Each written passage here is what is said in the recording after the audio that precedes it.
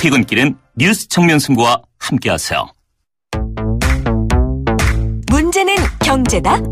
아하, 경제는 여기가 전문이지.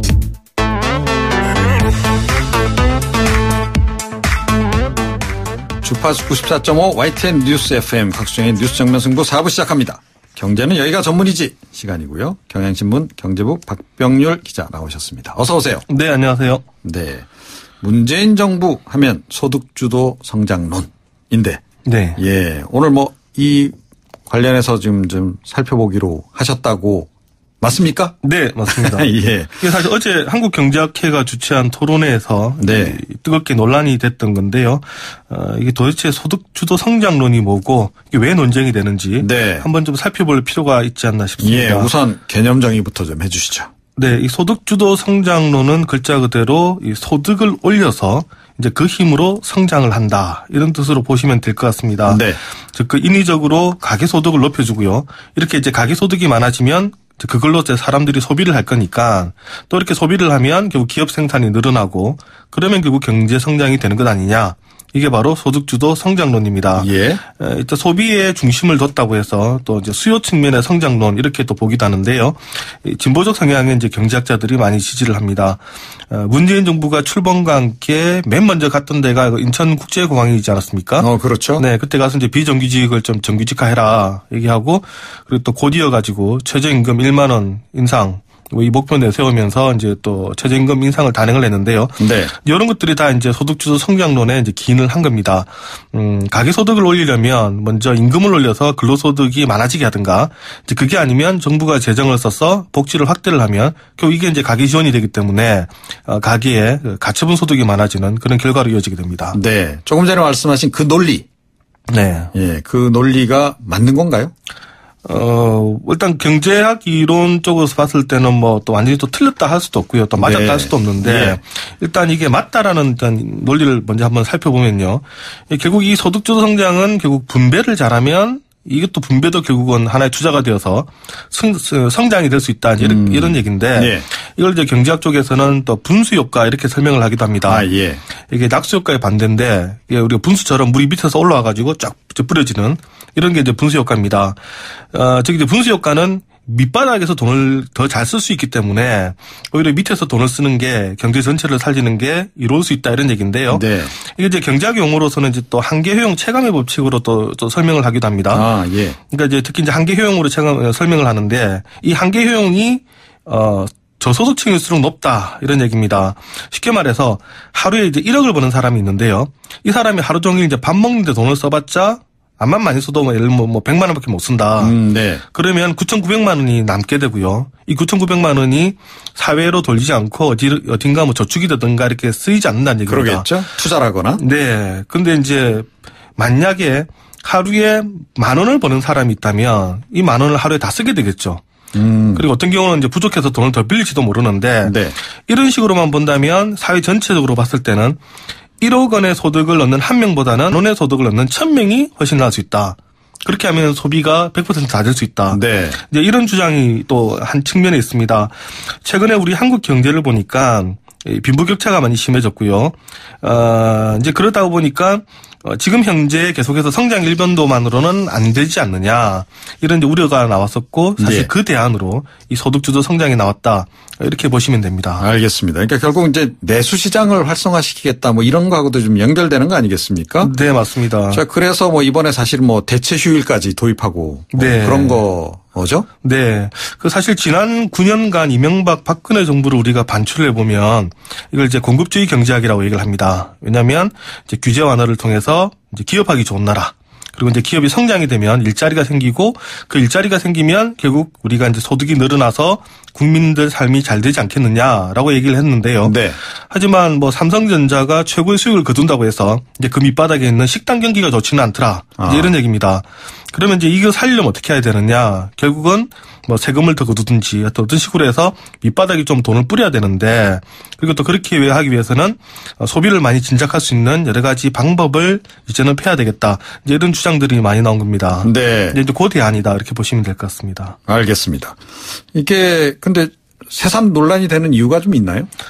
네, 사실 이게 이 소득주도 성장론을 문재인 정부가 사실 출범 전부터 얘기를 했던 거죠. 그렇죠. 대선 기간 때 뭐 제이노믹스 하면서 얘기를 했던 거고요. 네, 맞습니다. 근데 이제 지금까지는 어떻게 보면 경제학회와 이 정부가 일종의 허니문 기간이었습니다. 새 정부가 출범을 하고 새로운 정책을 하겠다고 하는데 이제 초장부터 이거 경제학 교과서에 없는 얘기다. 말이 안 된다. 이제 이렇게 말하기는 어려운 측면이 있었는데 네. 이제 한 출범 5개월이 지나니까 학계에서도 이제 제대로 한번 얘기를 해보자. 이제는 말할 수 있다. 네. 뭐 이런 건가요? 이런 부분이 됐고 또 하나는 이제 지난달에 보면 고용 동향의 결과가 별로 안 좋습니다. 그리고 그랬죠. 또, 네. 그리고 또 하반기 경제가 좋지 못할 거다. 또 성장이 좀 지체될 것 같아. 이런 이제 얘기가 계속해서 나오다 보니까 이제 본격적으로 우리 이제 보수주의적인 좀 주류 경제학에서도 얘기해 볼 수 있는 일종의 이제 그런 여지가 생겼다 이렇게 볼 수 있을 것 같고요. 네. 앞으로 이제 이 논의가 이제 하반기로 갈수록 더 많이 나올 것 같습니다. 그렇군요. 이 지금 소득주도 성장론이 그러면 그분들은 그러니까 보수 경제학자들은 원천적으로 불가능하다 이렇게 보시는 건가요? 네. 기본적으로 이제 교과서에 이런 내용이 없다. 이런 얘기를 하고 있습니다. 예. 그러니까 사실 우리나라 그 경제학자들이 주로 보면 이제 60년, 70년대 미국에서 공부를 해온 신자유주의 성향의 이런 경제학자들이 많은데요. 네, 그렇죠. 실제로 지금 이제 그 계량 경제학에서도 봤을 때는 이 복지적인 측면은 그렇게 또 강조를 하지 않고 있습니다. 주로 이제 공급 측면의 경제학이다 우리가 이렇게 부르는데. 네. 즉 혁신을 통한 성장, 즉 혁신을 해서 생산자가 혁신을 해서 싸고 질이 좋은 어떤 재화를 만들어 놓으면 이걸 소비자들이 사고 그렇게 해서 경제가 발전한다. 이 이론을 사실상 좀 신봉을 하고 있습니다. 예. 쉽게 말씀을 드리면 스마트폰이라는 게 개발이 되니까 이 물건을 사려고 사람들이 몰려들게 되고요.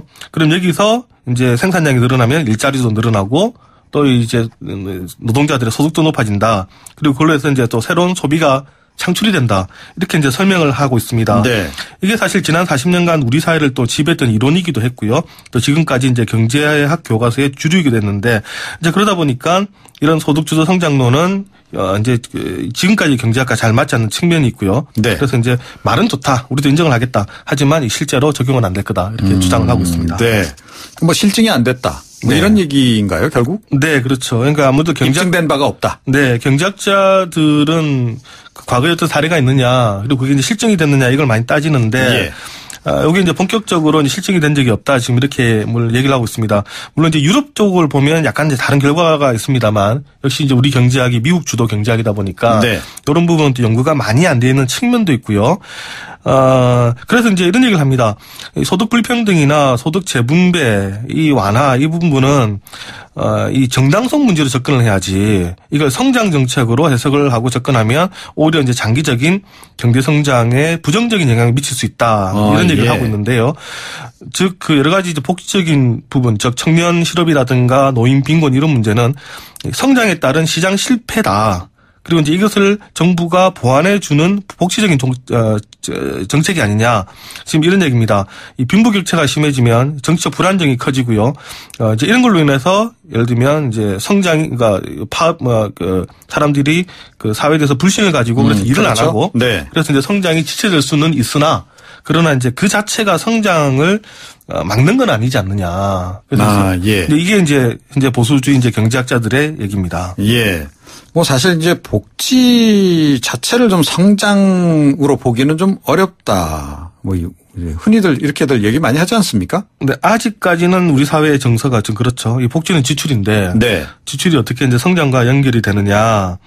이런 생각을 할 수가 있을 것 같습니다. 물론 아까 앞서 말씀드린 것처럼 이 복지라는 게 버려지는 돈이 아니고 저소득층들한테 돈이 이전이 되고 그 돈을 씀으로 인해서 경제가 살아나는 부분이 있습니다만 네. 이제 이렇게 해서는 이게 인정을 한다고 하더라도 이 사실상 단기 처방이 아니냐. 이게 또 보수주의 경제학자들의 얘기입니다. 과연 정부가 언제까지 그러면 돈을 대줄 수 있느냐. 결국 돈을 대주다 보면 재정 적자가 심해질 텐데 이걸 과거에 유럽 국가들이 많이 겪었던 거다. 네. 그래서 이거는 대단히 이제 단기적인 처방이다라고 주장을 하고요. 예. 또 반대로 진보 성향의 경제학자들은 또 다른 얘기를 합니다. 왜냐하면 최소한의 사회 안전망이 갖춰져야 우리 혁신이 일어난다. 뭐 예를 들면 내가 창업을 했는데 실패를 했다. 근데 여기서 바로 이제 끝나는 게 아니라 다시 일어설 수 있는 계기. 일어설 수 있는 그런 사회 안전망이 그 정도는 돼주면 또 다른 이제 기업가 정신이 살아나지 않느냐. 그래서 이제 이런 부분은 오히려 이제 장기적으로 우리가 구조개혁을 하는 방향으로 봐야 된다. 이런 반박도 하고 있습니다. 네. 그런데 이제 뭐 그 소득주도 성장론의 비판적인 그런 입장에서는 우리 같이 이렇게 뭐 수출, 뭐 수입, 그러니까 그야말로 이 개방 경제 체제에서는 좀 잘 안 맞는다 이런 주장도 있다면서요. 네. 이 우리나라 현재 형태가 이제 수출 기업이 많은데 이 수출 기업 중심의 우리나라에서는 이 해외 경쟁이 필수적이지 않습니까? 네. 근데 만약에 임금 인상이 비용으로 작동을 하게 되면 우리 가격 경쟁력이 떨어지고요. 아무래도요. 네. 해외 시장에서 이제 물건 팔기 어려워진다. 이런 부분이 있고 또 우리 수출 기업의 경우는 시장이 그 내수가 아니라는 겁니다. 시장은 밖에 있는데. 그렇죠. 해외 시장. 아무리 국민들한테 돈을 줘봤자 이게 내수로 연결되지는 않는다. 그러면 오히려 이 기업은 부담이 더 커져가지고 이 성장이 지체되지 않느냐. 네. 그래서 우리 모델에는 맞지 않다. 네, 이런 주장도 보수주의 경제학자들은 또 주장을 하고 있습니다. 네. 지난 대선 때 그 포용적 성장 뭐 이것도 굉장히 화두가 좀 많이 됐었잖아요. 네. 그러니까 포용적 성장하고 이 소득주도 성장하고 또 어떤 유사점이 있고 또 차이점이 있는 겁니까? 네, 이 사실 좀 진보주의 성향의 이제 경제학자들은 이 소득주도 성장이라는 게 낡은 이론이 아니라 정말로 이건 최신 이론이다. 네. 그 세계적인 트렌드를 반영한 거다 이렇게 주장을 합니다. 그게 바로 이 포용적 성장인데요.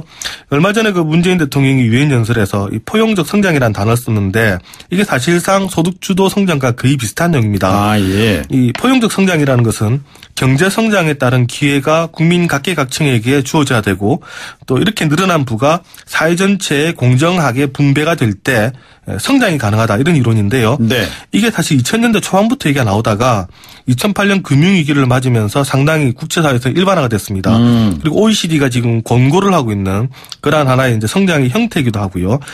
그러다 보니까 오히려 이제 진보 성향 학자들 입장에서는 소득주도 성장이 새로운 트렌드고 그동안 우리가 가지고 있던 공급주의적인 측면, 혁신만 강조하는 것은 오히려 교과서적인 얘기다. 낡았다 이런 또 반박을 하기도 합니다. 네. 뭐 일각에서는 소득주도 성장론 폐기를 자꾸 얘기하는 것이 뭐 또 다른 속내가 있다. 네. 이런 얘기도 있더라고요. 사실 한 보름 전인가요? 이게 정치권에서도 논란이 됐었죠. 그때 대정부 질문에서 네, 야당에 맞습니다. 공격을 했었는데 이 소득주도 성장론을 물론 학계로 보면 이런 이 공격과 수비가 가능한 이 이론적인 논쟁이 됩니다만 네. 현실적으로 보면 이제 정치성을 배제할 수 없다 이렇게도 봅니다. 그리고 만약에 소득주도 성장론을 폐기를 하고 새로운 정책으로 갔었을 때 우리가 주장을 할 수가 있는 게 뭐냐면 R&D 투자 강화 그리고 SOC 사업 확대 그리고 이제 법인세나 소득세 감세, 복지 축소 이런 것들이 이제 같이 가야 됩니다. 예. 그리고 가장 중요한 게 규제 완화. 즉 이제 과거에 말했던 기업하기 좋은 나라로 가야 되는데. 네, 이명박 박근혜 정부 시절에 계속 추진했던 거 아닙니까? 맞습니다. 그대로 이제 돌아가자는 얘기가 되니까. 예. 결국 요거 얘기하려고 소득주도 성장을 흔드는 것 아니냐. 그러니까 정치적인 부분 또 이제 기업의 현실적인 정책 부분에서는 또 이런 것들이 있다 이렇게 또 반박하는 분들도 있습니다. 네, 그렇군요. 소득주도 성장이 좀 논란이 돼서 그런지 또 청와대하고 정부 쪽에서 혁신 성장도 좀 약간 관심을 갖고 네. 갖기 시작했다 이런 얘기도 들리더라고요. 네. 사실 정부 입장에서는 어쨌든 이 소득주도 성장 이게 우리가 과거에 가지고 있던 패러다임을 바꾸는 거니까 네. 이 국민들 설득시키기가 쉽지 않고요. 여론을 한 번에 얻기가 어려운데 그러다 보니까 어제 오늘 청와대라든가 또 이제 경제부총리가 이 혁신 성장에 대한 얘기를 또 하고 있습니다. 근데 사실 그 초반에 문재인 정부가 밝혔던 그 국정 그 방향에 보면 네. 소득주도 성장만 있는 게 아니라 공정경제 그리고 또 거기에 또 혁신성장 4차 산업혁명 이런 게 같이 있습니다. 네. 근데 유독 소득주도 성장하고 지금 공정경제만 이게 두드러졌는데요. 이제 그러다 보니까 이제 청와대나 이쪽에서는 우리 좀 억울하다. 우리 이 부분도 보고 있었다 이렇게 주장을 합니다. 예. 하지만 실제로 지금까지 나왔던 정책들을 보면 그래도 소득주도 성장이라든가 공정경제에 방점이 많이 찍혀 있었고요. 여기에 먼저 실행이 됐기 때문에 뭐 국민들 입장에서는 혁신성장이 사라진 것 아니냐. 이런 의심을 할 수밖에 없는 그런 측면도 있습니다. 네. 오늘 그 김동연 부총리가 그 공정경제 위에서 사람 중심 투자, 혁신성장 이 두 기둥을 세워야 된다. 이제 이런 얘기를 하기도 했는데요. 아마 조만간 이제 정부가 새로운 어떤 혁신성장 관련된 내용을 발표할 모양인데, 근데 이제 우려가 되는 게 이러한 이제 여론이라든가 또 다른 의견을 가지신 분들에게 공경을 당하다가 급조해서 어떤 혁신성장 정책을 내놓게 될 경우에는 네. 이 전체적인 틀이 흔들릴 수 있다는 부분. 이런 부분들은 또 조심해야 되지 않을까. 이런 또 우려도 좀 있습니다. 그러니까 좌회전 깜빡이 켜고 갑자기 우회전 팍 하게 되면 위험할 수 있다. 그 말씀하시는 거죠? 그런 가능성도 충분히 있죠. 예. 네. 이게 말입니다. 이 최근에 이제 공정거래위원회 움직임하고도 관련이 있는 거 아닐까요? 그러니까 뭐 재벌 개혁에 약간 좀 드라이브를 걸기 시작하지 않았습니까? 기업 집단국도 최근에 만들고 네. 김상조 위원장이. 네. 그래서 결국은 뭐 재벌 기업들의 좀 입장을 반영해서 이 좀 약간 공세적으로 나오는 거 아닐까. 이런 생각도 드는데 어떻게 보세요? 뭐 여러 가지 측면인지 볼 수 있겠죠. 근데 지금 현재로서는 어쨌든 재벌 총수들이 직접 반격을 하기는 어려울 테고 어쨌든 그 옆에서 이제 지켜보고 있던 이제 많은 분들 그리고 우리가 그동안 해왔던 관성이라는 게 있기 때문에 네. 그 관성적인 측면에 봤을 때는 분명히 이제 불안한 감들이 있고요. 네. 그러다 보니까 이제 우려 섞인 목소리가 나오는데 결국은 얼마나 빠른 시일 내에 정부가 성과를 보여줄 수 있느냐. 여기에 추진력이 생길 수도 있고 사라질 수도 있다 이렇게 지금 보입니다. 네.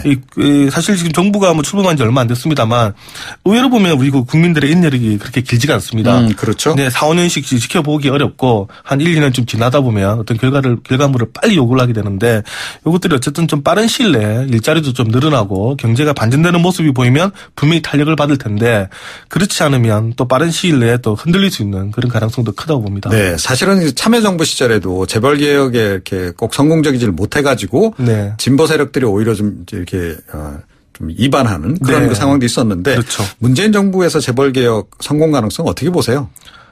어쨌든 지금 이제 두 번째 어떻게 보면 도전인데요. 예. 예. 지금 10년 만에 하는 거니까 제가 이제 그 가까이서 볼 때는 확실히 과거에 비해서는 좀 세련돼졌다. 네. 이런 얘기를 좀 많이 하고 있습니다. 그리고 이제 국민의 여론도 과거에는 여론 생각하지 않고 밀어붙였는데 최근에는 보면 이제 여론 관리를 하면서 하기 때문에 하여튼 조금 더 지켜봐야 될 것 같습니다. 성공 가능성은 조금 더 높다 이렇게 보시는 거네요. 지켜봐야 된대요. 네, 알겠습니다. 오늘 말씀 고맙습니다. 네, 감사합니다. 경향신문 경제부 박병률 기자였습니다.